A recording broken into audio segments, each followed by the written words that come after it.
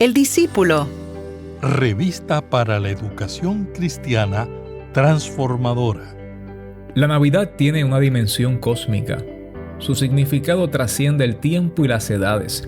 Hoy debemos prestar atención a lo que la encarnación de Dios en Jesucristo implica para nuestra encarnación como iglesia y como creyentes en la vida y vicisitudes del mundo.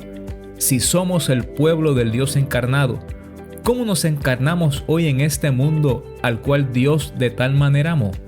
¿Quiénes son las personas o cuáles los ámbitos en nuestra sociedad que más lejos parecen encontrarse de Dios? ¿Qué responsabilidad y qué oportunidades nos plantean esas personas y esos ámbitos? Dará a luz un hijo y le pondrás por nombre Jesús, porque él salvará a su pueblo de sus pecados. Mateo 1:21. Hoy presentamos la lección número 16, un nacimiento único. Acompáñanos para juntos estudiar la palabra de Dios. El discípulo.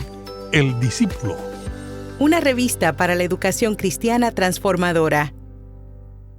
Reciban un saludo de parte de la Iglesia Cristiana Discípulos de Cristo en Puerto Rico y de su servidor Eliezer Álvarez Díaz, pastor asistente en educación cristiana y editor de la revista El Discípulo. Como les dije, hoy presentamos la lección número 16, que tiene como título Un nacimiento único.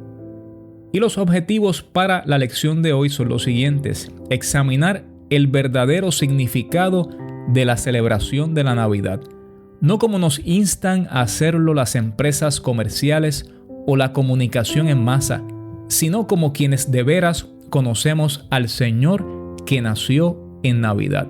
Número 2, comprender que la encarnación de Dios en Jesucristo para nuestra salvación implica encarnarnos como iglesia y como individuos en la sociedad en que vivimos y responder a sus necesidades y dolores en solidaridad y amor.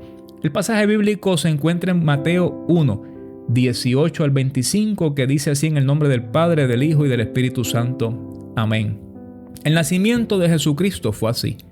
Estando comprometida María, su madre, con José, antes que vivieran juntos, se halló que había concebido del Espíritu Santo. José, su marido, como era justo y no quería infamarla, quiso dejarla secretamente. Pensando él en esto, un ángel del Señor se le apareció en sueños y le dijo: José, hijo de David, no temas recibir a María tu mujer, porque lo que en ella es engendrado del Espíritu Santo es. Dará a luz un hijo, y le pondrás por nombre Jesús, porque él salvará a su pueblo de sus pecados. Todo esto aconteció para que se cumpliera lo que dijo el Señor por medio del profeta: una virgen concebirá y dará a luz un hijo, y le pondrás por nombre Emmanuel, que significa Dios con nosotros.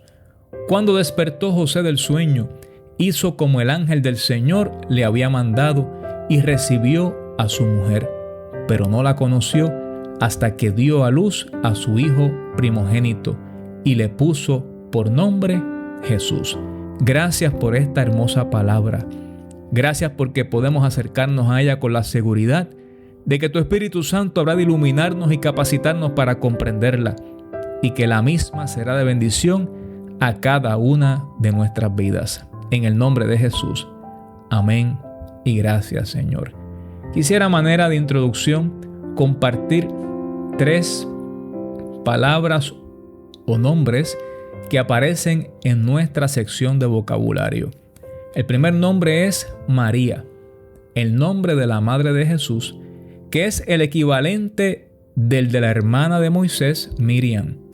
Esto es una de las muchas señales que vemos en el Evangelio de la conexión entre la obra salvadora de Dios en Jesucristo y su obra salvadora a través de las edades. El segundo nombre, Emmanuel. Emmanuel quiere decir Dios con nosotros. El nacimiento de un hijo de ese nombre fue señal para Acaz de que Dios no le había abandonado. Para usted y para mí hoy es señal de que Dios, de tal manera se ha unido a la naturaleza humana, de tal manera se ha encarnado, que es para siempre Dios con nosotros. Jesús es el tercer nombre. Jesús es la forma griega de Josué, que significa Dios o Jehová salva. Luego, en Jesús Dios está con nosotros y nosotras para salvar. El Dios que nos salva en Jesús es el mismo Dios que antaño salvó a Israel a través del liderato de Josué. La Navidad es mucho más que una época para comprar regalos y cantar aguinaldos. Y qué bueno que es así, porque en este tiempo en que estamos tan desafiados por lo que está sucediendo a nuestro alrededor, las consecuencias de la pandemia y tantas situaciones que estamos manejando, podemos ver en el verdadero significado de la Navidad un rayo de esperanza. Y más que un rayo de esperanza, la esperanza verdadera. Es posible que cuando usted comienza a analizar estos días, los compromisos, las fiestas, los regalos, todo aquello que acostumbrábamos a hacer, nos percatemos que no vamos a poder cumplir ni siquiera con una mínima parte de lo que solíamos hacer, no solamente en el nivel familiar, sino también en el nivel eclesial. Pues muchas de las cosas que hacíamos como dramas, cantatas, celebraciones, fiestas, no las podemos hacer como solíamos hacerlo. Lo que es más, no podemos vernos, ni saludarnos, ni abrazarnos con la cercanía y la regularidad que solíamos hacer. Mas sin embargo, como les dije, no todo está perdido, pues nosotros y nosotras hemos conocido el verdadero significado de la Navidad. Así que no es momento para agobiarnos, sino que es un momento para enfocarnos en lo que significa la Navidad. Muchas personas piensan que es un tiempo para gastar aún lo que no tienen, que es un tiempo para comprarles regalo a todo el mundo, que es un tiempo para bullicio, que es un tiempo para dejarnos llevar por los sentimientos que se producen cuando nace un niño, que es un tiempo, como decimos en Puerto Rico, para botar las puertas por las ventanas. Pero cuando verificamos el texto bíblico, cuando verificamos lo que significa la verdadera Navidad, nos percatamos que es mucho más que eso. La Navidad significa que aunque yo no tenga los recursos para comprarle un regalo a esa persona significativa, que aunque fulano o fulana se moleste porque le compré lo que no le pareció bien, Dios está conmigo.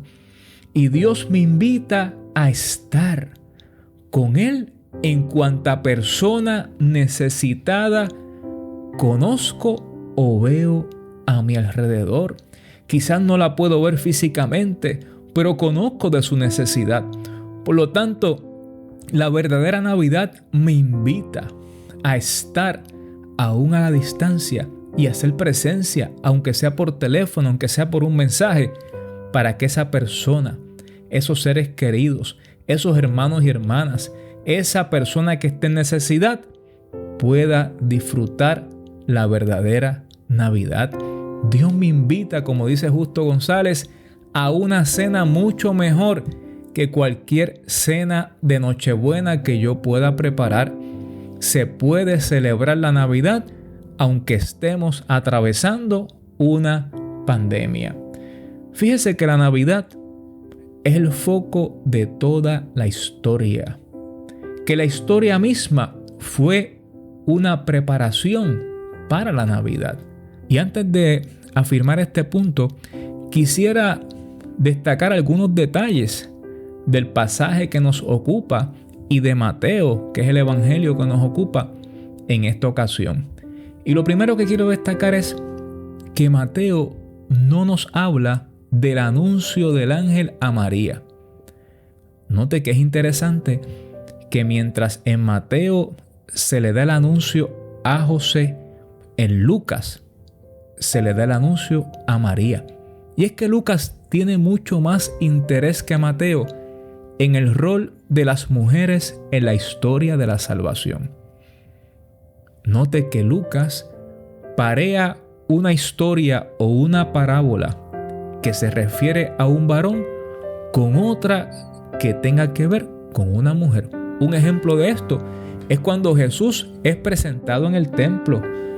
Cuando llega hasta allí, encontramos que no solamente está Simeón, sino que también está Ana. Cuando vamos a las parábolas, encontramos que un hombre siembra una semilla de mostaza y una mujer esconde un poco de levadura en la masa. Mateo no tiene mucho interés en la contribución femenina, y lo vemos desde el principio, pues en la historia del nacimiento de Jesús es José, como dije ahorita, quien recibe la noticia y no es María. Es José quien recibe la noticia de que lo que está en el vientre de María ha sido concebido por el Espíritu Santo.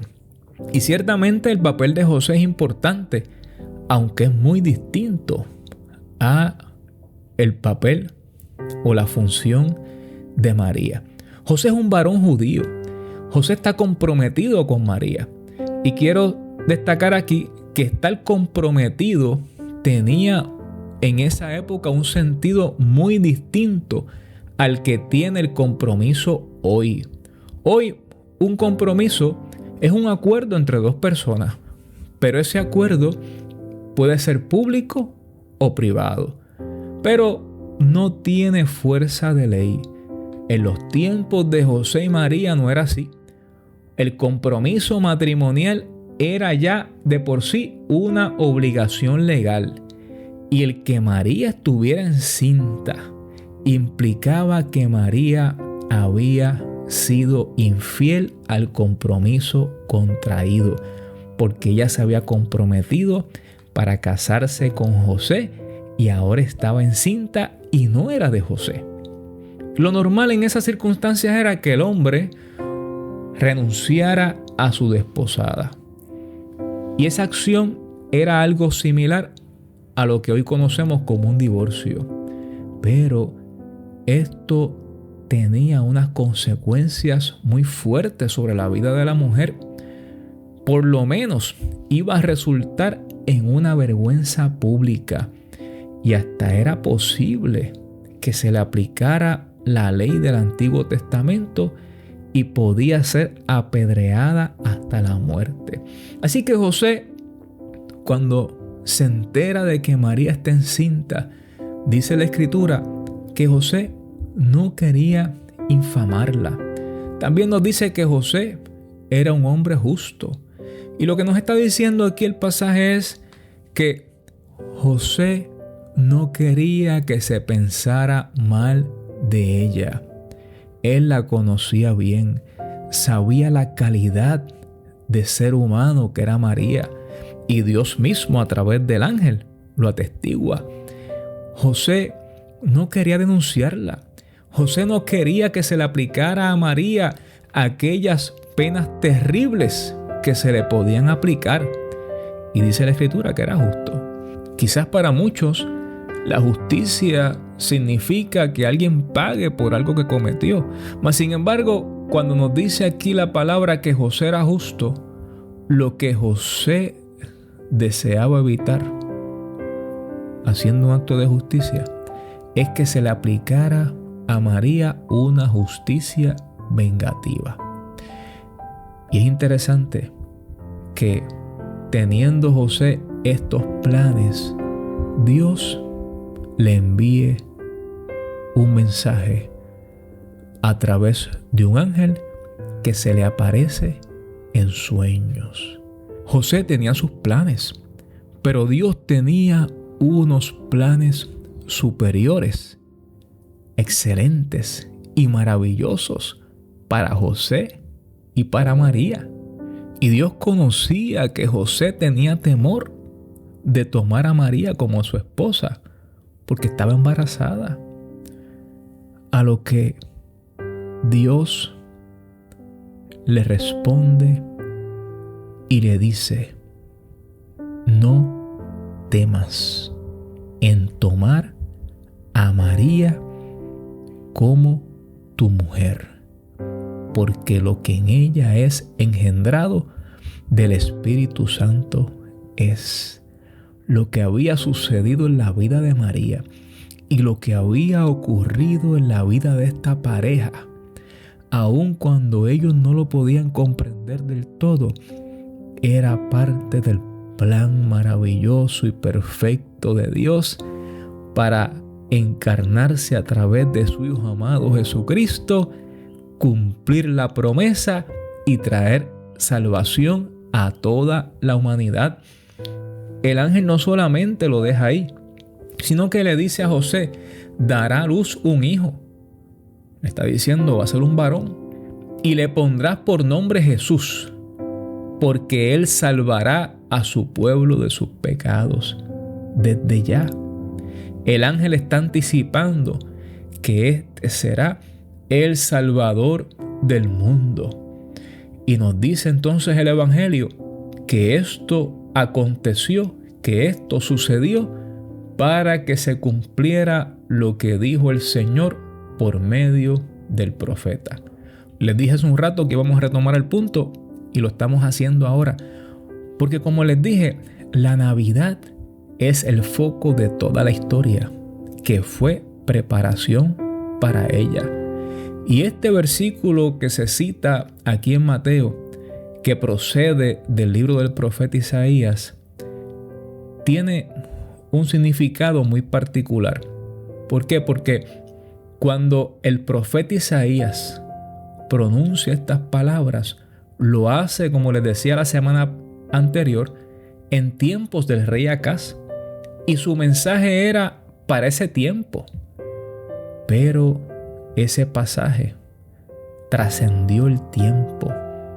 Y aquí podemos ver que aunque el acontecimiento del nacimiento del hijo de Acaz no se repite ahora cuando nace Jesús, sí encontramos que la acción de Dios se manifiesta ahora de manera plena en la persona de Jesucristo, que es Dios con nosotros.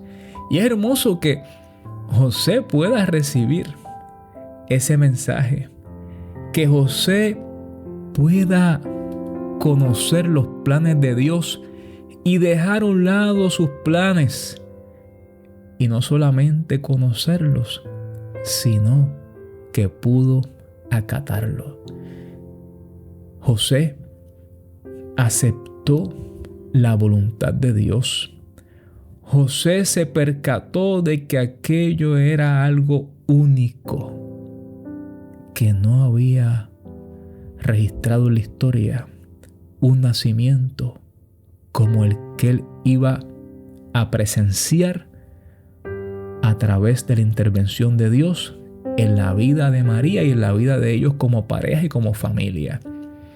Fíjese que Dios en la historia había intervenido en otros nacimientos, como el de Isaac, el de Jacob, el de Sansón, el de Samuel y tantos otros.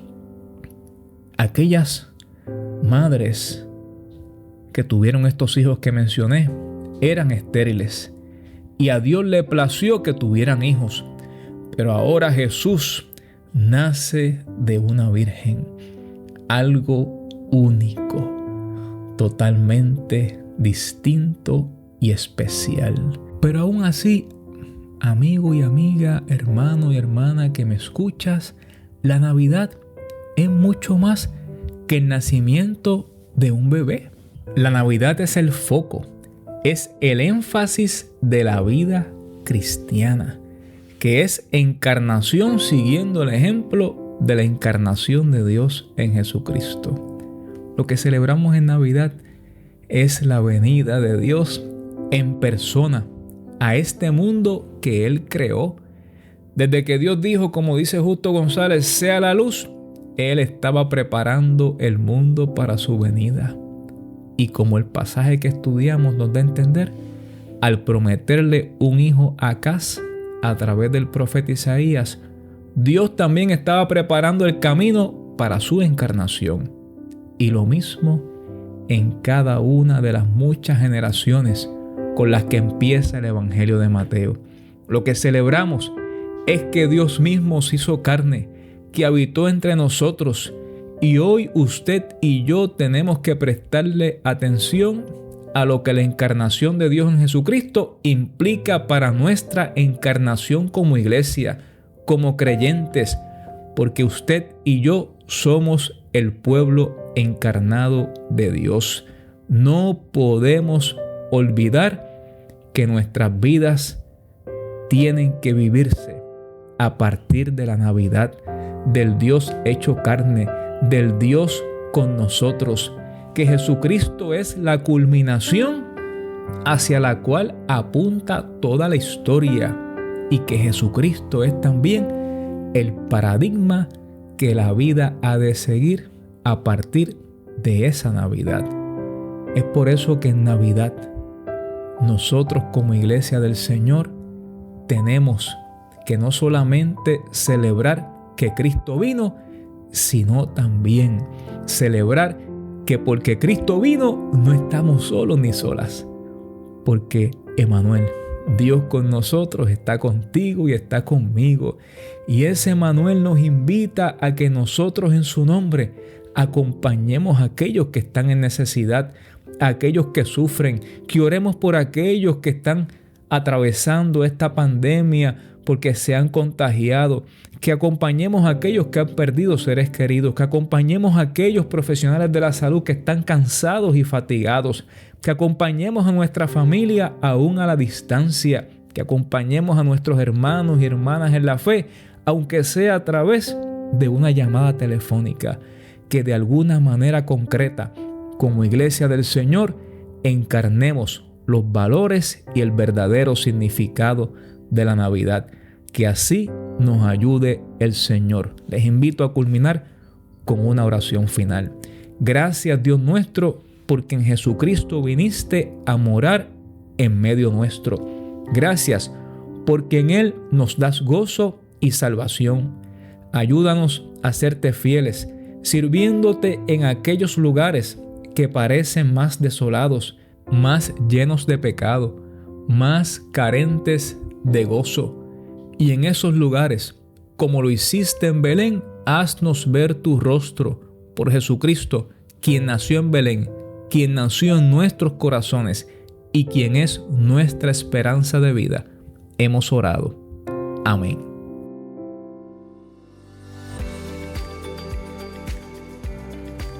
Gracias por escuchar El Discípulo. Revista para la Educación Cristiana Transformadora.